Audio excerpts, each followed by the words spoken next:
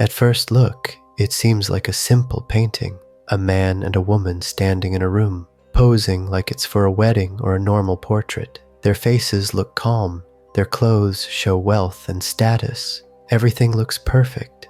But if you look a little longer, something feels strange. It's like these two people are not just standing, they're frozen in time, stuck in a story that we can't fully see. Something is hidden here, something you can't see, but you can feel. This is the Arnolfini portrait, a masterpiece painted by Jan van Eyck in 1434. It's one of the most mysterious paintings in the world. Some say it shows a wedding moment. Others say the couple is still alive inside the painting. But what's the real truth? Let's find out. This painting was created by Jan van Eyck, an artist often called the magician of the Renaissance. He used oil paint so skillfully that his works looked alive on the canvas. Before this, Van Eyck had already made many famous masterpieces. The Ghent altarpiece, a huge religious artwork filled with divine realism where every angel and reflection feels alive. Madonna with Chancellor Rollin, where the holy and real worlds exist together in one frame, and Portrait of a Man, a mysterious self-portrait where he hides a secret within his own eyes. But among all these, this painting was different. On the wall it says, Johannes de Eyck fuit hic, which means Jan van Eyck was here. Just think about it, an artist writing that he was here. Was he only the painter or a witness to something far more mysterious? Now look at the room carefully. At first glance it seems normal, a home, a couple, a bit of luxury. But every corner hides a secret symbol. Look at the window on the left, sunlight shines through, and on the floor you see oranges. Back then, oranges were very expensive. Only rich people could afford them. So yes, this couple was wealthy, but behind that wealth, something feels off. Above them, the chandelier holds just one burning candle, even though it's daytime, like a sign of some spirit still present. Behind them, the red bed with curtains, it could mean passion, or maybe mourning, and that little dog beside them, it could mean loyalty, or maybe desire. Everything feels calm, but the room feels alive, like every object is whispering something, waiting for someone who understands. Now look at the couple. On one side, Giovanni Arnolfini, a rich Italian merchant.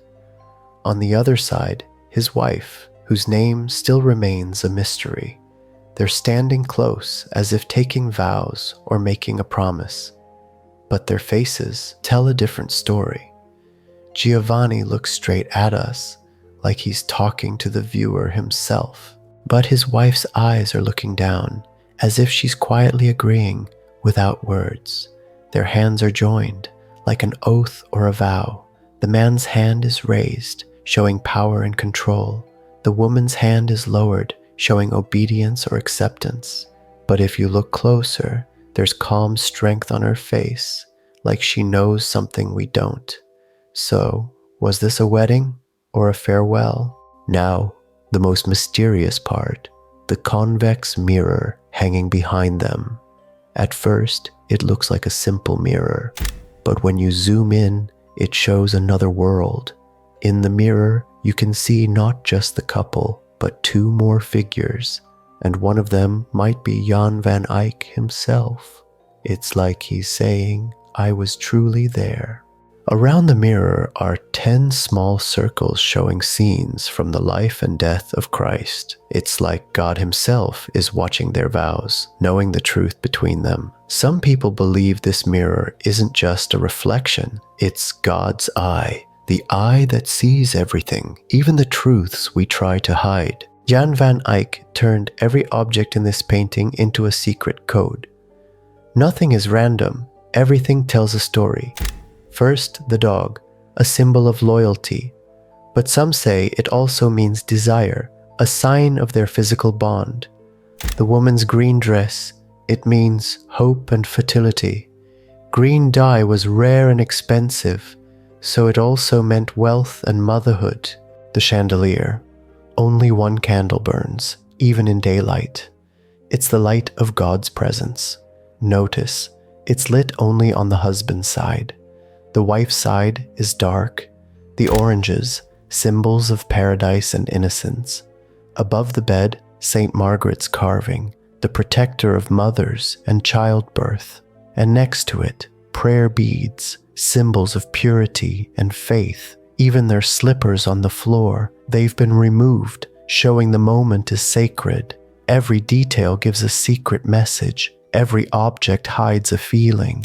Now comes a chilling theory. Some historians believe that when Van Eyck painted this, Giovanni Arnolfini's wife was already dead. And this painting wasn't a wedding scene, it was a memorial, a way to bring back a lost moment. Look at the clues. The chandelier's single candle burns only on the husband's side. The wife's candle is out. In the mirror, on her side, you see scenes of Christ's death and resurrection. And Giovanni's black outfit. Back then, black meant mourning, so maybe this wasn't a wedding at all, but a goodbye, a final meeting, a moment he wanted to keep alive forever. But there's another theory, totally different. Some historians, like Erwin Panofsky, say this painting was actually a legal marriage record, a visual proof of a sacred vow. The wall text, Johannes de Eyck, Fuit Hic 1434, wasn't just a signature, it was a witness statement, as if the artist was saying, I was here, I saw this oath. Their hand gesture supports that idea.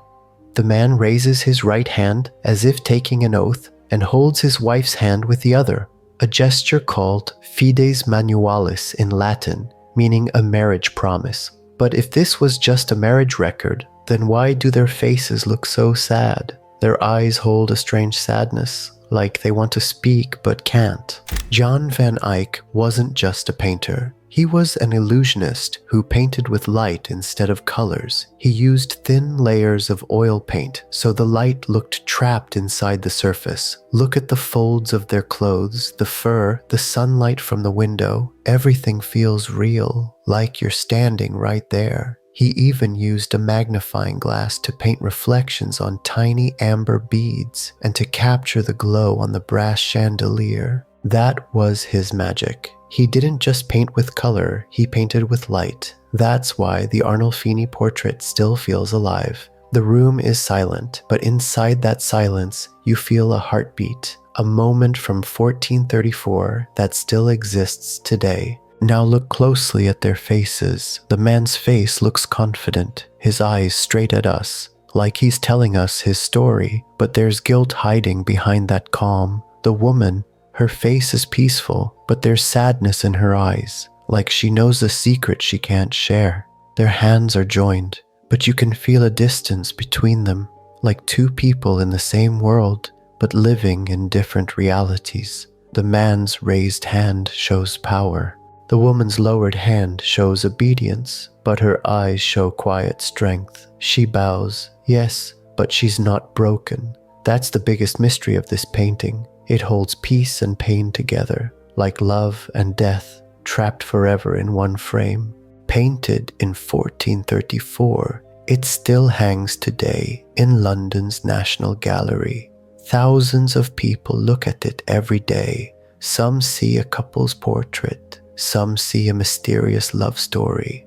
But the truth is, it's more than just a painting. It's a time capsule. A moment that Jan van Eyck made eternal. Every brushstroke is a witness to emotion, loss, and silence. Here, light and shadow together tell a story that changes for every person who sees it. Some say it's about a promise of love. Some say it's about death and memory. Maybe the truth lies somewhere in between. But one thing is sure. This painting doesn't just hang on a wall. It gets inside you. And even after you walk away, it still feels like those eyes are watching you.